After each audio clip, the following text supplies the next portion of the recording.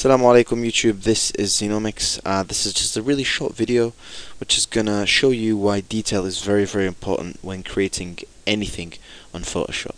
So let me show you, this is a poster I'm creating for a school tournament that's going to be held in my school, and basically I'm going to show you things here that I've done, little tiny details that you may not see straight away that probably make a big difference. So let me zoom into anywhere random. I'm going to zoom in here, for example, where it says prizes to be won. Notice I have a different gradient set on each of these different words. So prizes has a different gradient, to be won. B has a gradient which is opposite to the one's gradient. So I know that the purple's here, but this purple is set on a different angle. So if I right click one here, go to right click blending options, you can see here that I have set the gradient so the angle's on 41. However, if I go to the B, right click the blending options, you can see that the gradient is on 90 degrees angle. This will make a difference because I didn't want to make it seem generic where the B's gradient will be the same as 1. You want to make a bit of a difference. Moving on, you can see this light streak here, and I simply made this by creating a new layer. So going here and dragging this layer to the top, going to the pen tool. So I made a shape like this, then I right clicked and I went to stroke path with a nice blue brush with 0% hardness. Pressed OK, right click, delete the path, then change the layer style, going down until something looked right. I think it was the color dodge. Lowered the opacity and it looked fine. Here's a different colored light streak. It's just the color difference between this and this which adds a little bit of an effect. I'm going to get the eraser tool and I'm going to right click, make sure that the hardness is 0, big brush, and delete that so it's kind of feathered. Here, if I make a comparison, what looks better, this or this, you can see here that this is a very sharp point. I don't like that. So I'm going to Control Z and you can see I like it a lot better when it's feathered.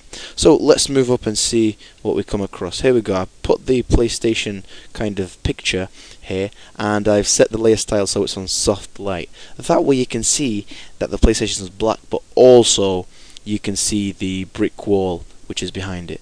And I've also made sure that there's an outline. This outline is similar to the color scheme of the actual poster of, being sky blue / white. And obviously put my name down here. I didn't want my name to appear as if it's the main point of the poster, just putting my name there in case if someone's looking at the poster, he's reading everything, this is what he'll come across. However, the first thing that should come across anybody seeing the poster is the word tournament in the middle and prizes to be won.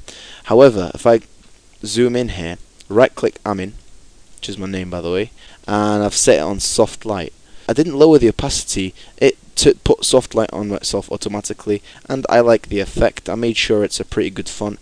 The font is Cold Coffee in case you're interested in downloading that as well. If you look here, I wanted to put the logo of the Young Enterprise company that's actually hosting this event, and instead of just putting the logo normal like that, I right clicked, made sure that the layer style is on vivid light.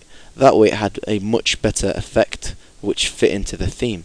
If I move to the left here as well, you can see, okay, if you concentrate on these 3 words, remember I made them 3, how there's different stroke gradients on each of the 3 words.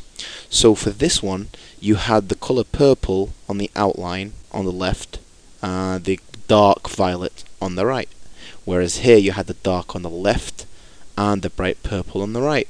And here, this outline gradient is similar to this. These little details are truly what makes your work seem a lot better. I'm going to zoom into these footballs here, or soccer balls if you're watching from America.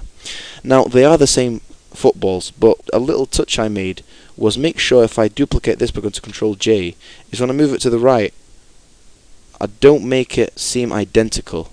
I want it to rotate it just to give it that little bit of a difference.